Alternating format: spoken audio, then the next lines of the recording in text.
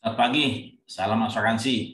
Kembali saya di sini, Andes Pedipilor, Guru Asuransi, yang kali ini akan bawakan mengenai peran bank terkait dengan bank insurance yang hari-hari ini sangat-sangat ramai dibicarakan karena cukup banyak permasalahan, kekeliruan yang terjadi dan kemudian banyak korban yang berjatuhan.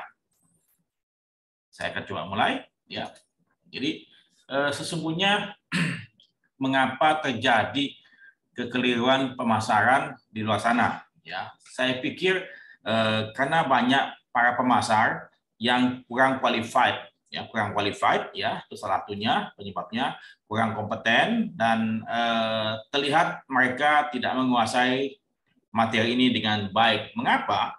Karena para pemasar tersebut hanya dibekali pelatihan yang sangat-sangat singkat, ya. Itu salah satu indikasi, ya. Yang kedua, pun kalau misalnya ada para pemasar yang paham terkait dengan unit link ini, saya percaya banyak ketidaktransparanan, ya, banyak penyamaran ataupun hal-hal yang disembunyikan oleh para pemasar. Ya, banyak, nanti kita akan coba lihat. Karena sejak tahun 2009 saya menulis buku ini, Jangan Beli Unit Link, dan kemudian banyak dapat tanggapan positif ya dari berbagai macam agen yang akhirnya mereka keluar dari profesi mereka ataupun mereka berhenti untuk menjualkan unit link ini. Karena kenapa? Karena saat itu unit link yang ada di pasaran adalah unit link yang tidak cukup baik buat konsumen ya. Karena begitu banyak ragamnya. Ada dua buku yang saya sarankan Anda untuk dapat membaca lebih jauh. Buku ini masing-masing kalau tidak salah setebal 250 sampai 300 halaman. Nah, bagaimana mungkin seorang agen pemula ya yang dilatih cuma 1 minggu disuruh memasarkan produk unit link ini? Coba saya tidak bisa membayangkan apa yang akan terjadi di sana. Ya, jadi saya khawatir mereka sama sekali tidak memahami apa yang mereka pasarkan. Saya ingin pelatihan ini ataupun sharing ini adalah untuk pihak bank ya. Jadi saya akan analogikan bank sebagai warung kopi.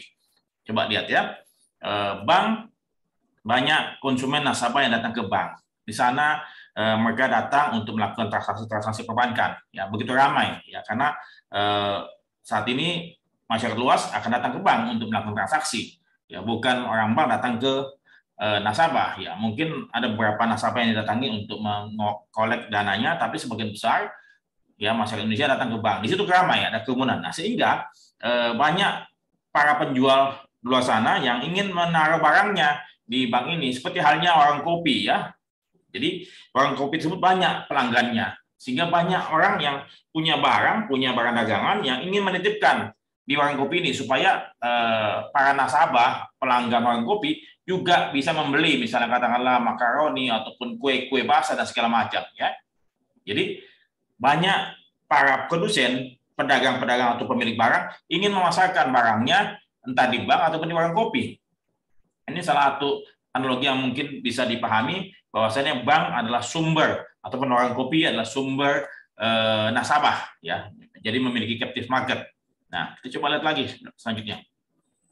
Kalau Anda lihat sini, Starbucks Coffee, ada barang-barang yang mereka pasarkan, jajakan kayak mug ataupun tumbler ataupun kopi-kopi ataupun baju atau kaos dan segala macam. Coba kita lihat ya. Bahwasannya semua barang-barang yang ada di sini ya, barang-barang yang ada di sini adalah mereknya merek apa? Merek Starbucks. Semuanya sudah apa? Sudah dilabelin Starbucks. Ya, jadi Starbucks memastikan barang-barang yang ada di sini itu QC-nya unggul dan baik buat konsumen mereka.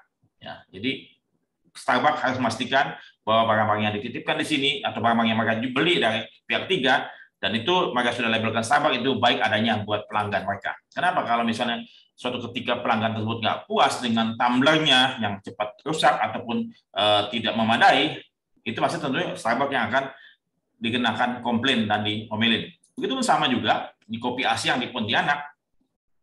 Berbeda tadi dengan Starbucks. Starbucks itu semuanya dilabelin Starbucks. Sementara di Asia ini, seperti orang kopi tadi yang Aming, banyak orang juga yang menitipkan barangnya. Ya, kue-kue basah ataupun kue putu cangkir ataupun risol ataupun pastel ataupun segala macam. Mereka titipkan sini. Tetapi kemudian barang tersebut tidak dilabelin Asyang, semuanya tetap apa adanya. Tetapi kemudian saya percaya Asyang ini ataupun petugas yang mengawasi ini akan memeriksa barang-barang yang ada di sini itu barang-barang yang baik adanya, ya tidak merugikan konsumen, ya tidak berbahaya buat konsumen. Kalau kenapa? Kalau enggak? Kalau katakanlah misalnya ternyata ada konsumen yang makan di situ kue tersebut dan keracunan, tentu apa? Asia yang kena. Jadi dipastikan bahwasannya setiap toko yang punya toko, apapun barang yang ada di situ, pastikan bahwa barang tersebut apa? Baik adanya buat konsumen yang datang. Kenapa? Karena yang memiliki tempat bertanggung jawab terhadap apa yang terjadi di tempat itu. Dia makan di ASEAN, ya ASEAN yang punya tanggung jawab gitu loh. Ya, jadi ini suatu analogi yang mesti dipastikan. Tetapi kalau tadi Starbucks adalah barang yang di labelin Starbucks semuanya, jadi intinya Starbucks mengambil alih semua tanggung jawab kalau misalnya terjadi sesuatu terkait dengan produk-produk sampingan yang dia pasarkan kepada konsumennya. Sementara ASEAN, ya, dia nggak melabelin dia punya produk. Ada yang titip barang, pagi datang ngirim barang, kemudian sore atau ketika sore harinya dia mengambil barang yang lama, ya, taruh lagi barang yang baru, kemudian tinggal hitung berapa yang laku kemarin. Nah, jadi pastikan maupun Starbucks maupun ASEAN, barang yang ada di situ adalah baik buat konsumen ataupun pelanggannya. Jangan sampai merugikan pelanggan.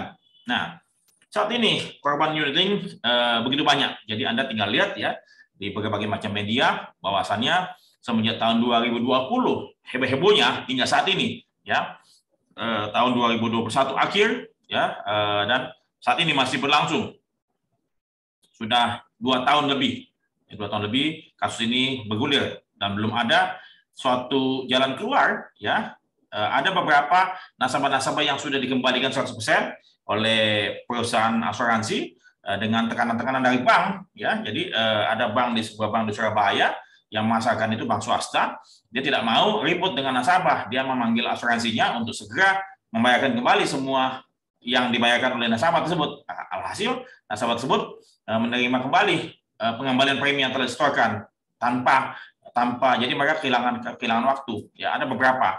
Begitupun juga dengan bidan di Gresik ya, saya sudah tahu namanya. Kemudian ada saudara pegawai PNS yang ada di Purwakarta, mereka juga dapat pengembalian 100% dan cukup banyak ya sudah, tapi mereka diselesaikan secara bertahap dan dipilih-pilih ya. Itu yang terjadi saat ini dan tidak dipublikasikan secara meluas, tapi mereka mengakui bahwa telah terjadi kesalahan dan mereka membayarkan kembali 100%.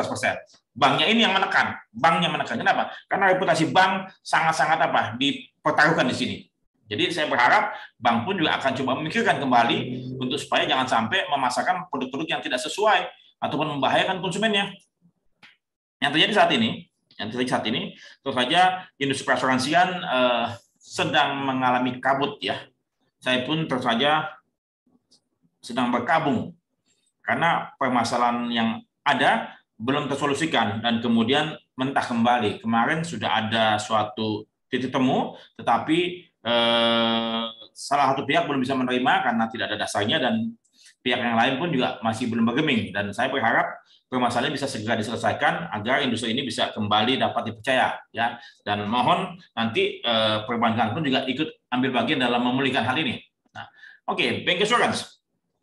Tadi saya sampaikan bank mempunyai pasar, mempunyai nasabah, pelanggan. Sementara asuransi punya produk, ya, punya barangnya. Ya, ini digabung. Jadi ada beberapa produk yang direferensikan, ya, didistribusikan dan dibundling. Ya, tapi untuk unit link ini adalah barang-barang yang didistribusikan oleh siapa? Oleh bank.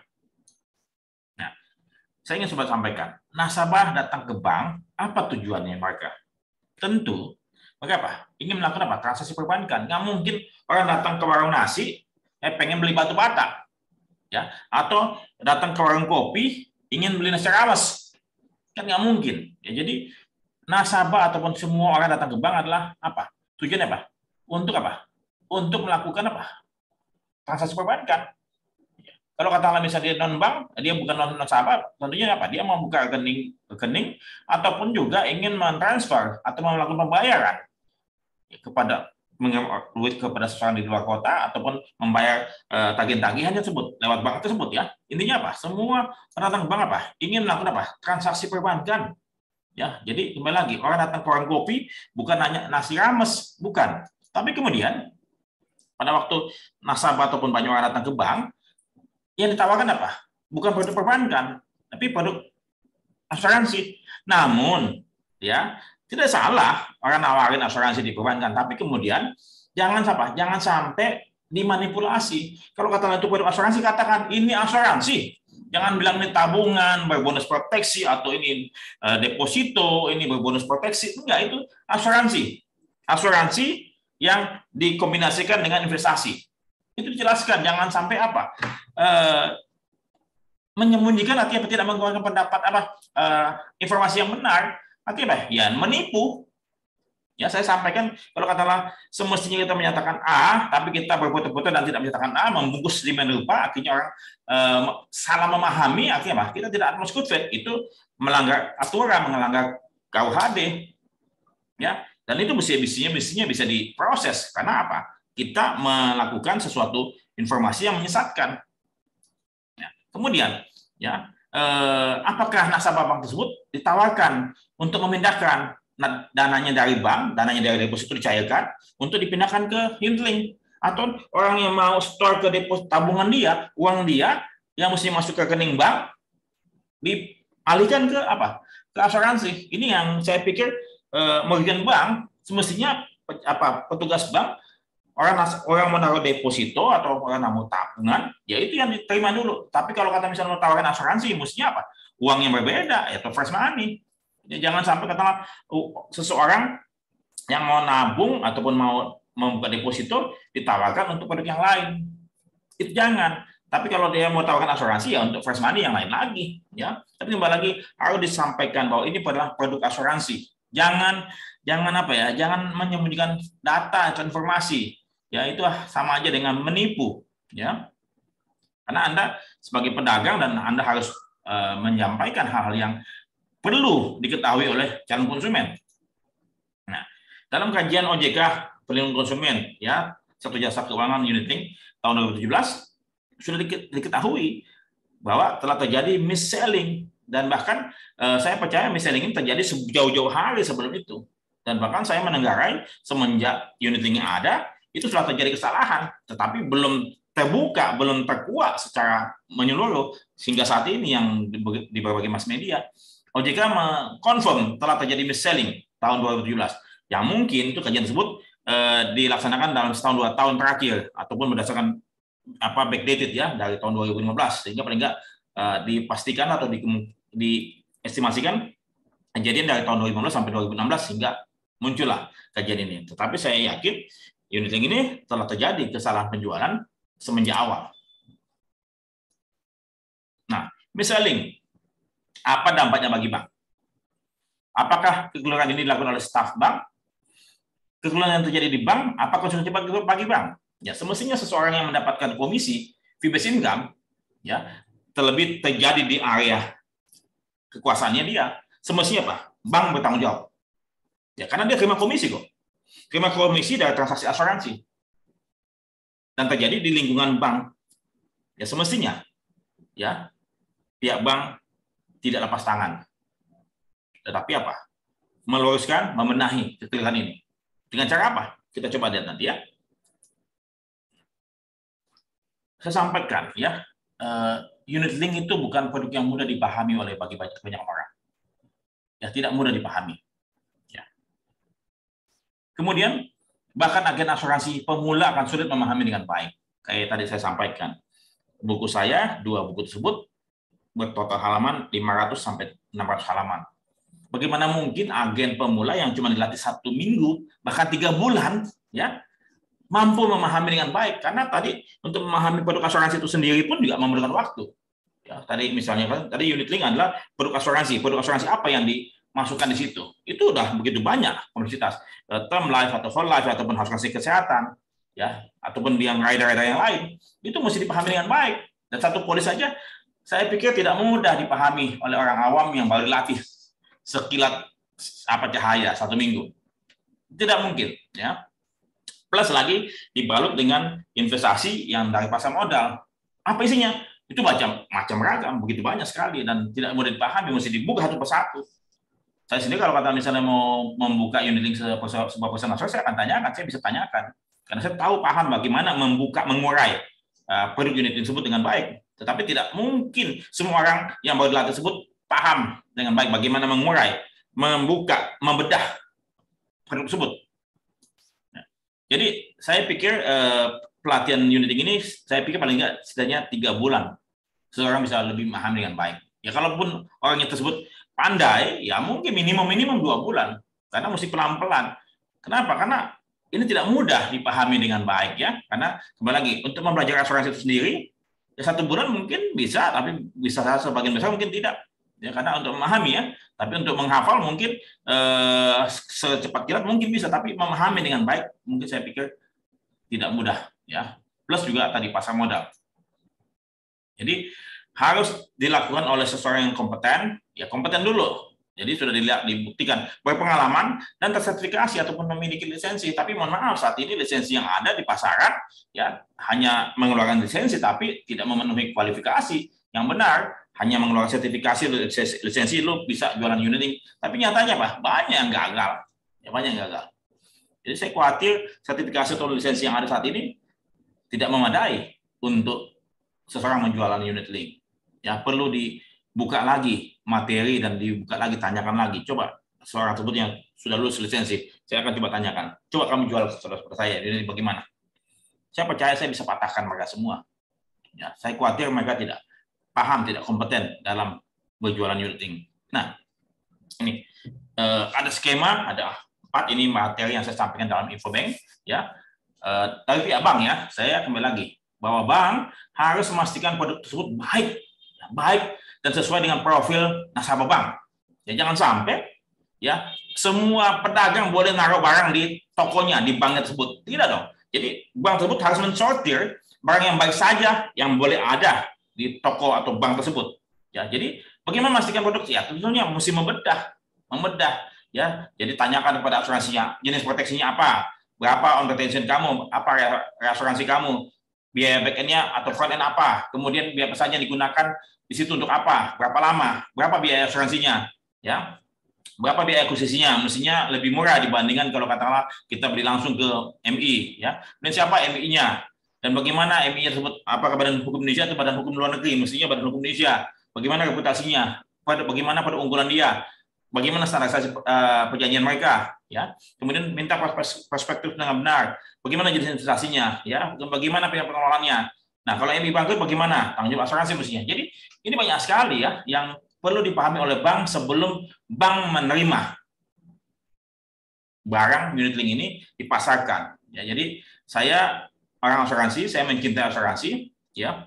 Saya ingin produk asuransi tersebut bermanfaat buat seluruh masyarakat sehingga tujuan berasuransi tersebut tercapai, melindungi, menyertai keluarga-keluarga Indonesia mencapai hidup yang lebih baik dan lebih sejahtera. Bukan saat ini, ya, yang terjadi sebaliknya, menyengsarakan, membuat masa depan mereka lebih suram. Ya, jadi pemasar asuransi mesti berpengalaman dan diberikan pelatihan memadai. Pemasar bank pun juga, saya khawatir ada petugas-petugas bank yang, mohon maaf ya, kurang qualified. Ya hanya lihat alat peraga, ilustrasi dan menjelaskan berdasarkan itu, tapi tidak memahami isi konten buku, ya buku polis itu. Kemudian saya berharap agen-agen atau pasar-pasar pemula setidaknya dia hanya berjualan produk-produk tradisional. Setelah mereka berpengalaman 3 tahun, diberikan pelatihan unit link secara memadai. Ya saya pikir unit link itu tidak mudah dipahami dalam waktu 1 minggu, mungkin perlu pelatihan lebih, ya paling nggak 1 minggu 2 minggu, kemudian diselami, ada ujian dengan tes dengan baik. Setelah itu baru mereka boleh jualan unit link. Kemudian pemasar harus menyampaikan secara terbuka risiko proteksinya, risiko investasinya, dan berbagai macam biaya kepada konsumen. Dan saya percaya tidak semua masyarakat Indonesia butuh unit link atau sesuai. Jadi pemasar harus melakukan apa? Profiling nasabah.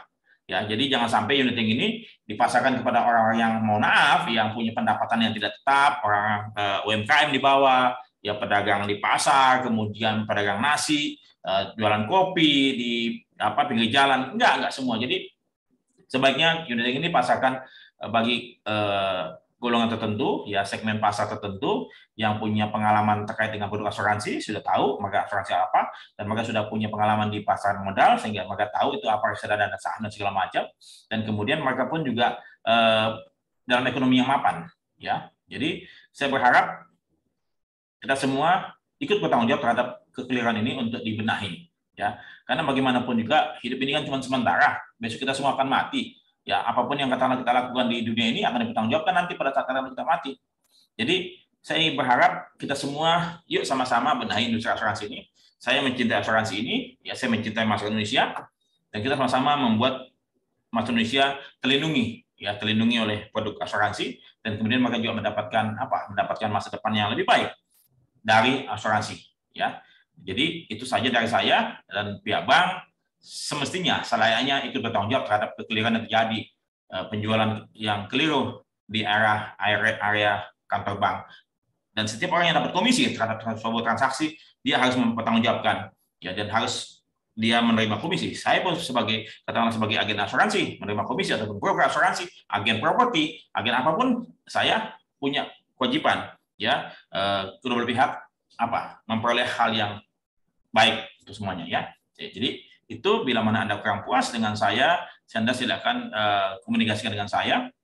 Ya, Anda pun perlu memerlukan pelatihan tentang unit link dari saya secara pribadi. Saya akan senang sekali untuk membantu Anda, petugas bank, staf bank, wealth manager, dan segala macam yang ada di perbankan. Saya siap membantu Anda untuk dapat Anda memiliki produk asuransi yang pas sesuai dengan profiling nasabah Anda. Jangan sampai Anda punya nasabah tidak puas kepada Anda perbankan karena produk Anda yang ada di situ, yang dipasang di depan, bukan produk Anda, tapi produk dari Anda punya partner, ditaruh di toko-toko Anda, itu tidak sesuai dengan nasabah Anda, dan Anda yang mendapati keluhan, dan Anda mendapati kemarahan pelanggan. Ya, itu saja, dan semoga bermanfaat. Salam asuransi. Terima kasih, sampai jumpa.